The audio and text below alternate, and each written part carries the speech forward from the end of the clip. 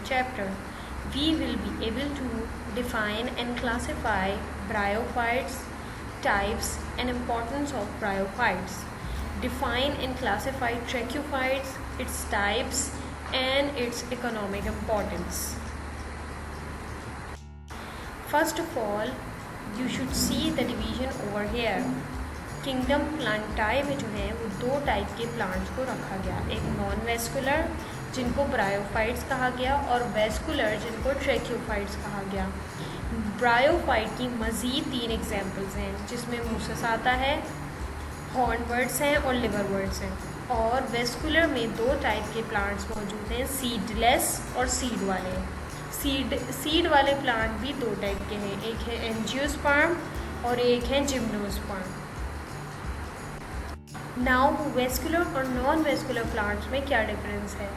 Non vascular plants जो हैं वो वाटर हैबिटेट्स होते हैं, यानी कि वो रहते हैं वाटर के पास और उनको नीडेड फॉर रिप्रोडक्शन, यानी कि रिप्रोडक्शन के लिए वाटर की ज़रूरत लाजमी है।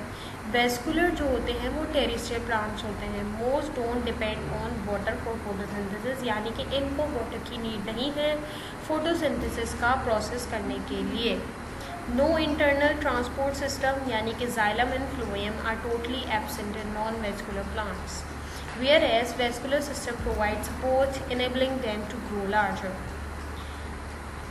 Live close to ground, non vascular plant जो हैं वो ग्राउंड से क्लोज रहते हैं और वेस्कुलर प्लांट्स जो हैं वो vascular system provide support enabling them to grow larger, ये बहुत लंबे लंबे होते हैं, ग्रो करते हैं।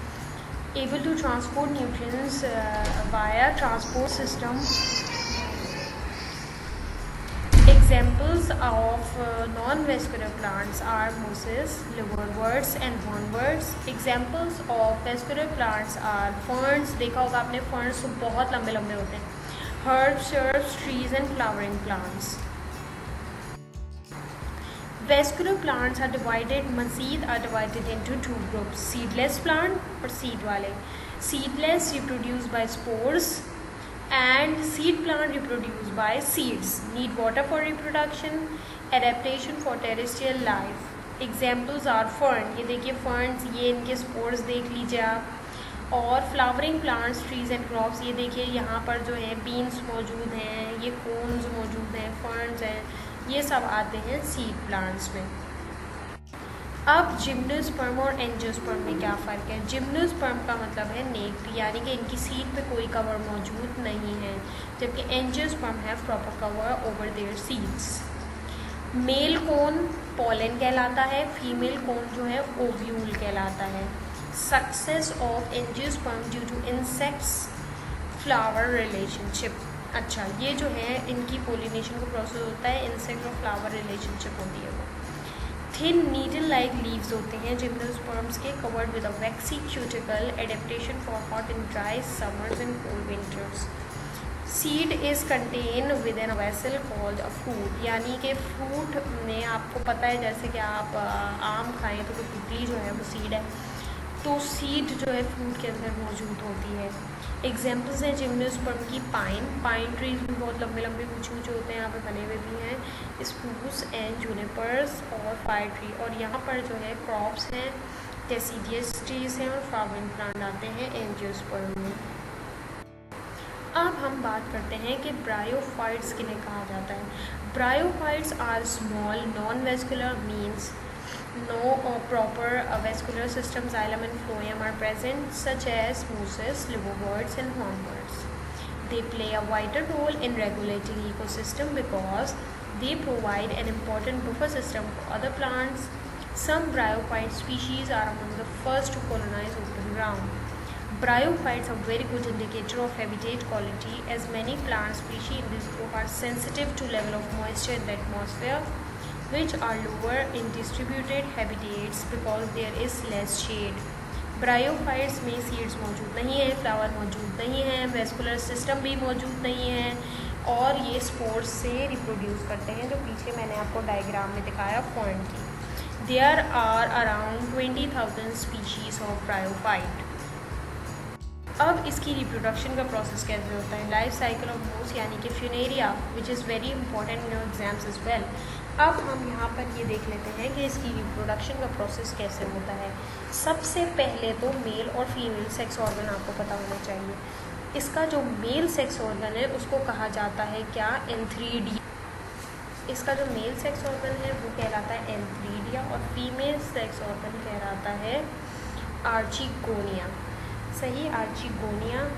अब इसके बाद जो फर्टिलाइजेशन होती है वो होती है वाटर में। सही है, जब प्लांट जो है वो सबमर्ज होता है वाटर में। Zygote is form inside archegonium, यानी कि ये जो आर्चिगोनियम आपको नज़र आ रहा है यहाँ पर बनता है जाइगोट। और फिर आपको पता है कि जाइगोट जब बन जाता है तो वो डेवलप होता है किसमें, एम्ब्रियो में। ये देखिए, एम्ब्रियो में डेवलप होने के बाद इट डेवलप्स इनटू स्पोरोफाइट, यानी कि ये जाइगोट बना, उसके बाद ये बन गया स्पोरोफाइट। सबसे पहले मेल सेक्स ऑर्गन क्या है, एंथ्रीडिया है जो यहाँ पे बने स्पर्म्स। फीमेल सेक्स ऑर्गन क्या है, आर्चिगोनिया है, ये आया एग। अब ये हुई फर्टिलाइजेशन, ये बना जाइगोट और डेवलप हुआ एम्ब्रियो में जो कि क्या है, स्पोरोफाइट है। अब स्पोरोफाइट जनरेशन के कुछ मेन चीज़ें हैं, जैसे कि फुट, सीटा एंड कैप्सूल। ये देखिए, ये है फुट, ये है सीटा और ये है कैप्सूल। अब जो कैप्सूल है इसमें foot is anchor to the gametophyte and absorb nutrient from it. अब फुट आपको पता है वो एंकर है, गेमेटोफाइट से जुड़ा हुआ है और अपने आप को गेमेटोफाइट से ये डिटैच नहीं करता और वहीं से सारे न्यूट्रिएंट्स जो है लेता है। कैप्सूल जो है वो इसको क्या कहते हैं, सीटा जो है वो कैप्सूल को जो है वो एयर में सेट रखता है विद इन कैप्सूल। और कैप्सूल के अंदर, क्योंकि कैप्सूल के अंदर ऑब्वियसली स्पोर्स मौजूद होंगे, कैप्सूल के अंदर जो है वो बहुत सारे स्पोर्स मौजूद होते हैं। Spore mother cell undergo meiosis और फिर वहाँ होता है मियोसिस का प्रोसेस। मियोसिस का प्रोसेस होने के बाद ड्यू टू डिहाइड्रेशन ये कैप्सूल जो है वो बर्स्ट होता है और वो बर्स्ट होने के बाद इसमें से जितने स्पोर्स होते हैं वो निकल जाते हैं। ये देखिए, ये स्पोर्स निकल जाते हैं और फिर स्पोर्स जर्मिनेट इनटू गेमेटोफाइट और वो वापस से ये फ्यूनेरिया का गेमेटोफाइट बनाना स्टार्ट कर देते हैं। बहुत ही सिंपल है।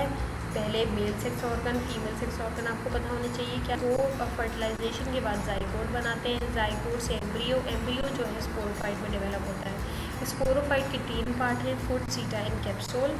तो कैप्सूल में जो है जब बहुत ज़्यादा ड्राई हो जाता है कैप्सूल तो वो जो है बर्स्ट हो जाता है और उसमें से जो है स्पोर्स निकल जाते हैं मियोसिस के प्रोसेस के बाद और फिर वो डेवलप हो जाते हैं वापस से किसमें, गेमेटोफाइट में।